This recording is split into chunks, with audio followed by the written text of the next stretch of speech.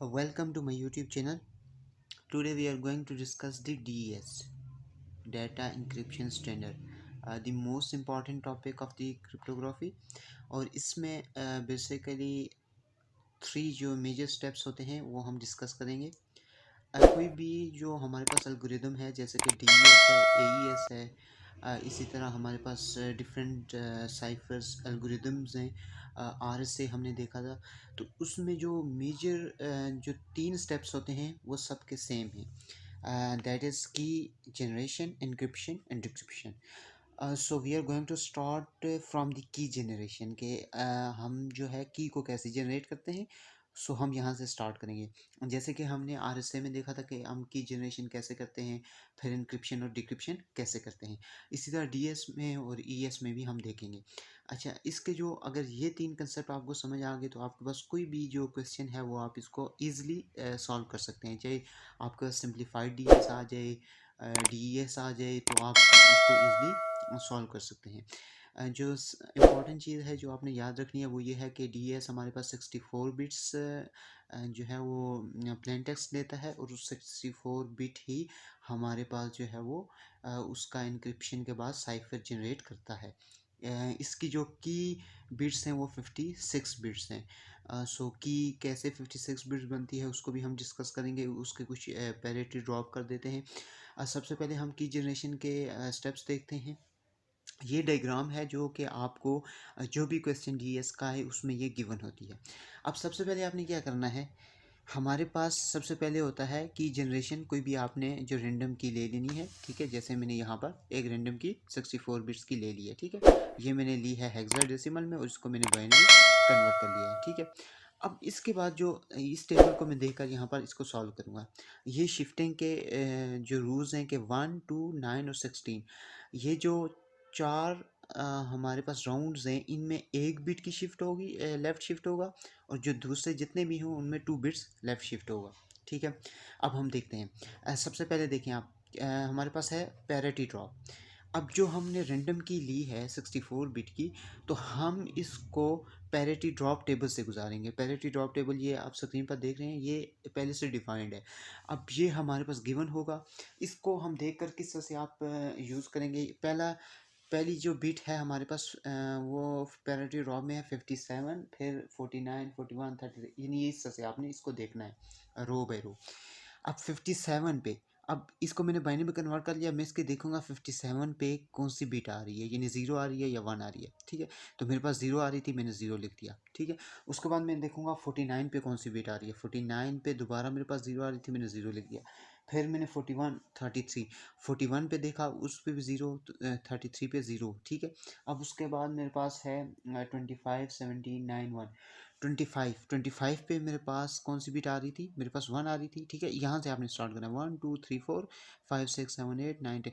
तो इस तरह से आप देखते जाएं, और जो जो नंबर पर जो जो बीट आ रही है वो इस तरह से लिखते जाएं, ठीक है। तो ये आप पैरिटी ड्रॉप करेंगे तो ये हमारे पास जो नया टेक्स्ट आ जाएगा ये हमारे पास 56 बिट्स आ जाएंगे। ये 56 बिट्स कैसे आए, क्योंकि टेबल ही 56 बिट्स का है। तो हमारे पास जो नया टेबल आएगा, नई जो हमारे पास एक स्टेप के बाद रैंडम की आएगी वो 56 बिट्स की रह जाएगी।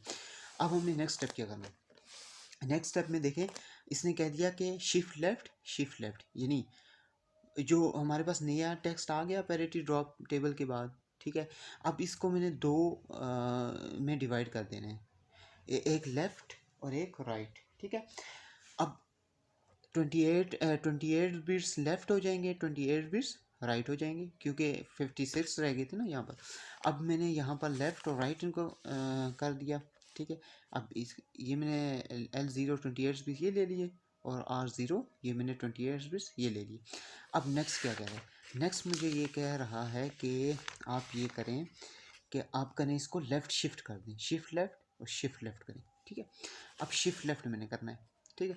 अब मैंने जो मेरे पास लेफ़्ट बिट आ रही है इनको मैंने शिफ्ट लेफ़्ट करना है, सर्कुलर लेफ़्ट शिफ्ट है।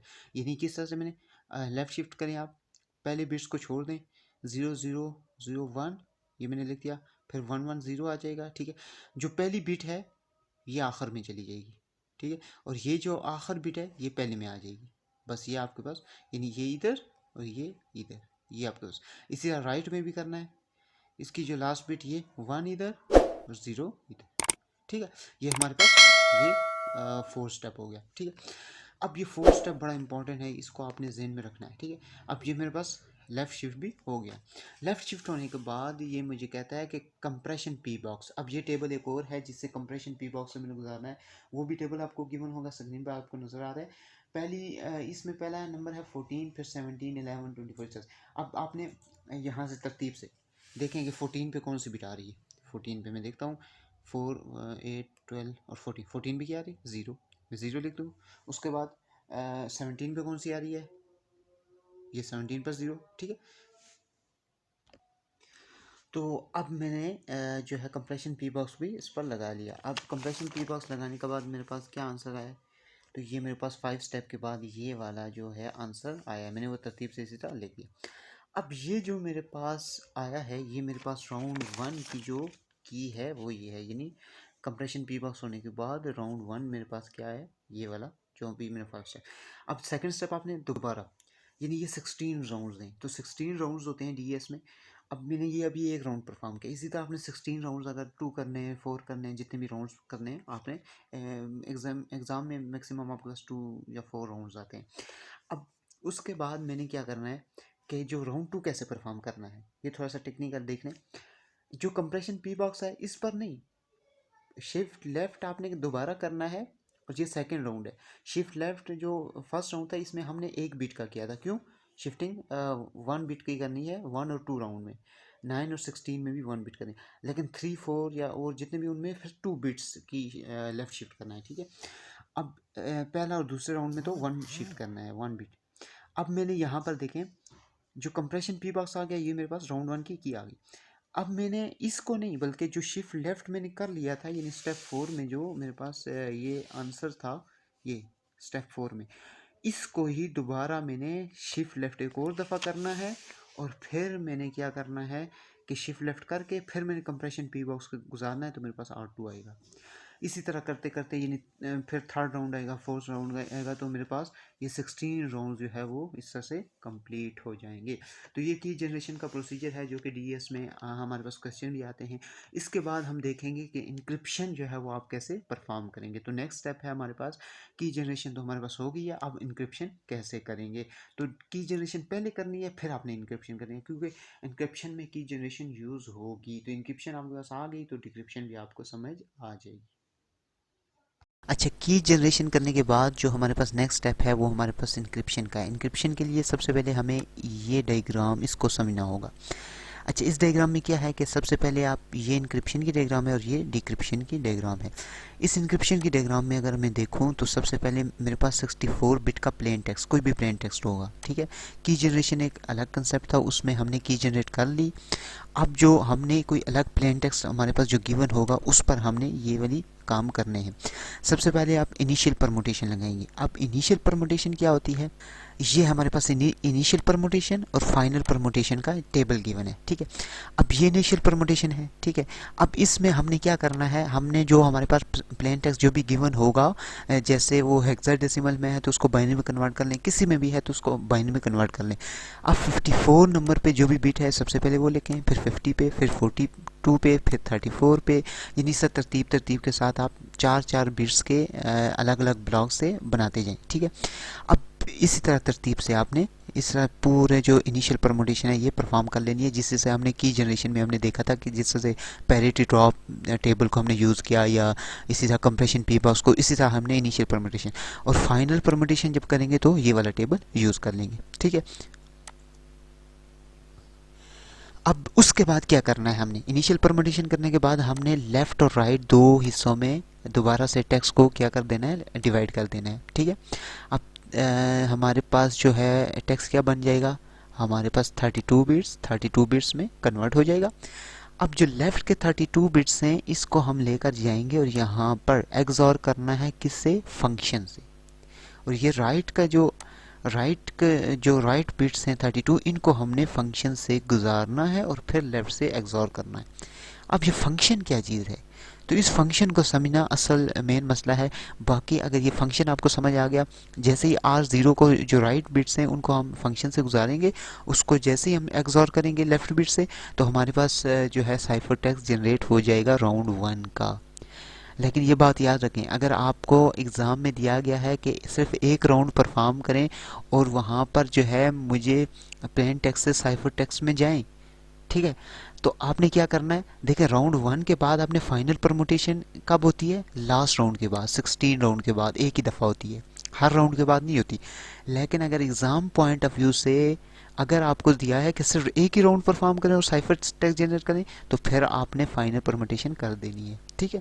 इसी तरह अगर 2 राउंड्स दिए हैं और कहा जाए कि 2 राउंड्स हैं और आप साइफर टेक्स्ट जो है जनरेट करें, तो आपने 2 राउंड के बाद फाइनल परमुटेशन परफॉर्म कर देनी है। लेकिन ये बात याद रखें, DES जो है वो इनिशियल परमुटेशन, फाइनल परमुटेशन जो है 16 राउंड के बाद करता है। अब इस फंक्शन को समझते हैं।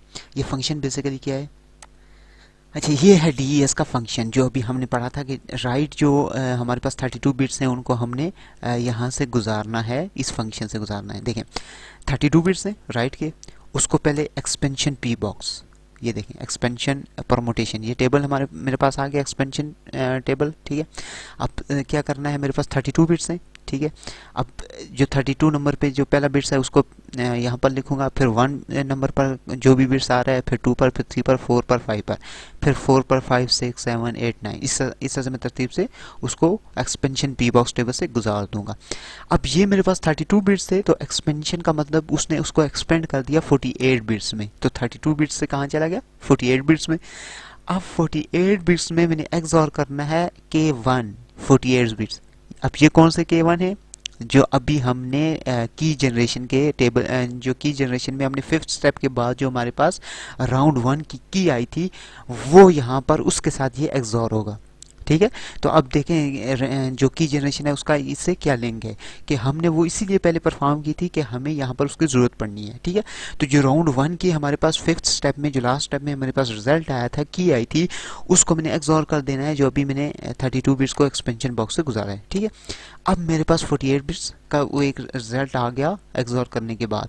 अब मैंने जो 8 एक्स बॉक्स हैं उनमें से गुजारना है, ठीक है। तो मेरे पास जो 48 बिट्स है ना, तो मैंने कितने में छः ब्लॉक्स में 6 ब्लॉक्स में मैंने डिवाइड कर देना है, 6 6 6 6 6, तो 8 जो है ब्लॉक में क्या हो जाएगा, यहाँ पर जो मेरे पास 48 बिट्स का टेक्स्ट है वो डिवाइड हो जाएगा। अब डिवाइड होने के बाद मैंने जो S बॉक्स 1 है, इस पर S बॉक्स 1 लगाना है, यहाँ पर S बॉक्स 2 लगाना है, S बॉक्स 3, S बॉक्स 4। अच्छा अब S बॉक्स कैसे लगाते हैं, तो ये भी हम समझ लेते हैं।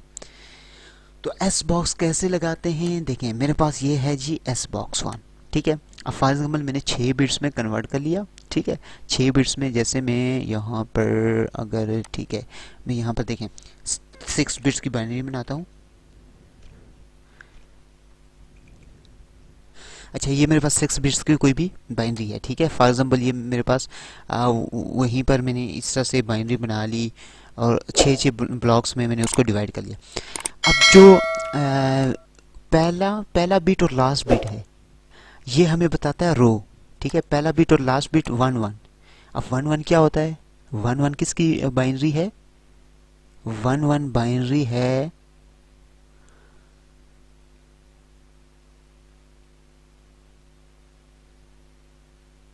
थ्री की, ठीक है। तो रो क्या मुझे बता रहा है, ये 3। दरमियान वाले जो बिट्स हैं 1 0 0 1 1 0 0 1, तो ये मुझे बताते हैं कॉलम। अब ये किसकी बाइनरी है, 8 4 2 1, 8 और 1 9। अच्छा ये मेरे पास है बाइनरी 9 की, तो इसका मतलब कॉलम कौन सा है, 9, ठीक है। और रो कौन सी है, 3।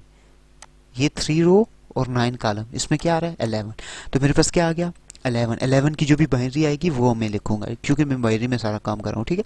अब इसी तरह ये S बॉक्स 1 हो गया, S बॉक्स 2 में आप करें, S बॉक्स 3 में इसको नहीं करना, बल्कि S बॉक्स 2 के अलग से जो आपके पास ब्लॉक है, ठीक है। यहाँ पर जो मेरे पास S बॉक्स 2 का एक अलग से ब्लॉक है, यानी इस पर नहीं करना एस बॉक्स 1 वाले पे, बल्कि एस बॉक्स 2 का अलग से ब्लॉक होगा, 3 का अलग से, 3 वाले पे 3 पे, और इसी तरह मैंने 8 एस बॉक्सेस जो है परफॉर्म कर लेने।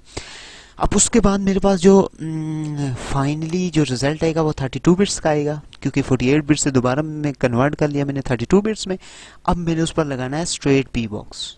अब स्ट्रेट पी बॉक्स क्या है, ये भी टेबल आपको गिवन होगा, बस आपने जस्ट ये आपको स्क्रीन पर नज़र आ रहा है, इसको स्ट्रेट बॉक्स में यहाँ पे इसी तरह तरतीब से देखते जाए, तो आपके पास जो फाइनल आउटपुट आएगी वो 32 बिट्स की आएगी। अब ये जो 32 बिट्स आए हैं फंक्शन, ये फंक्शन आपके पास, आपने फंक्शन से गुजार लिया, अब ये आपके पास रिजल्ट आ गया। अच्छा, जो मेरे पास 32 बिट्स के बाद जो मेरे सारे टेस्ट जो स्टेप्स है वो परफॉर्म करने के बाद मेरे पास जो राइट बिट को मैंने फंक्शन से गुजार के जो मेरे पास रिजल्ट आया उसको मैंने एक्सॉर कर देना है लेफ्ट जो मेरे पास 32 बिट्स हैं उनसे। अब मैंने जैसे ही वो एक्सॉर किया, एक्सॉर करने के बाद अगर मेरे पास एक ही राउंड है तो मैं फाइनल परमुटेशन भी लगा के मेरे पास साइफर टेक्स्ट आ जाएगा। अगर मैंने सारे 16 तो कोई नहीं परफॉर्म करता, जो है ये कंप्यूटर ही करता है, मतलब इस तरह से पेज पे करना ये काफ़ी डिफ़िकल्ट हो जाता है। लेकिन अगर आपके पास आपने एक ही राउंड परफॉर्म करना है तो आपके पास वो साइफर टेक्स्ट आ गया। अच्छा, एक और बात यहाँ पर आप देखें राउंड 2 में, अब राउंड 2 में क्या हो जाएगा, जो मेरे पास मैंने यहाँ पर लेफ़्ट को एक्सॉर करने के बाद मेरे पास जो रिज़ल्ट आया वो मेरा राइट बन जाएगा, जो मेरा राइट है वो मेरा लेफ़्ट बन जाएगा। तो अब मैंने ये जो लेफ़्ट इधर से इधर आ रहा है तो सेकेंड राउंड में मैंने L0 को फंक्शन से गुजारना है। यहाँ पर देखें L0 को, यानी जो लेफ़्ट 32 बिट्स मेरे पास अभी फंक्शन के एक्सॉर करने के बाद मेरे पास आए हैं उसको मैंने फंक्शन से गुजारना है और राइट के साथ एक्सॉर करना है। तो इसी तरह ये तरतीब है आगे, यानी पहले मैं राइट को किया, दूसरे में लेफ़्ट को किया, फिर थर्ड में राइट को, फिर फोर्थ में, तो इस तरह से ये चलता जाएगा। अब जो लास्ट एंड मोस्ट जो है लीस्ट इम्पॉर्टेंट आप कह लें, क्योंकि मोस्ट इम्पॉर्टेंट तो मेरे पास इंक्रिप्शन और की जनरेशन थी, वो मेरे पास कंसेप्ट है डिक्रिप्शन का। तो अब हम देखते हैं कि डिक्रिप्शन कैसे होगी। अच्छा, डिक्रिप्शन करने के लिए देखें अभी मैंने इसी डायग्राम पर हूँ और देखें यहाँ से मैंने जो मेरे पास फाइनल रिजल्ट साइफर टेक्स्ट आ गया है उसको अब सबसे पहले मैंने इनिशियल परमुटेशन उस पर दोबारा लगानी है, उसको मैंने डिवाइड कर लेना है दोबारा से, ठीक है। तो ये मेरे पास लेफ्ट बिट्स आ जाएंगे, मेरे पास राइट बिट्स आ जाएंगे। अब मैंने क्या करना है, देखें लेफ्ट को पहले स्टेप में मैंने यहाँ पर क्या किया था, राइट को फंक्शन से गुजारा था, लेकिन डिक्रिप्शन में चूंकि रिवर्स प्रोसेस होता है तो मैंने क्या करना है, राइट वाले को फंक्शन से गुजारना है और यहाँ पर राइट वाले को फंक्शन से गुजारा था, लेफ्ट वाले के साथ एक्सॉर किया था, लेकिन डिक्रिप्शन में मैंने क्या करना है, लेफ्ट वाले को फंक्शन से गुजारना है और राइट वाले के साथ एनक्रिप्शन कर देनी है। तो मेरे पास जो आ जाएगा वो क्या आ जाएगा, दोबारा से यही उलट उसका रिवर्स जो है परफॉर्म करके मेरे पास प्लेन टेक्स्ट जनरेट हो जाएगा।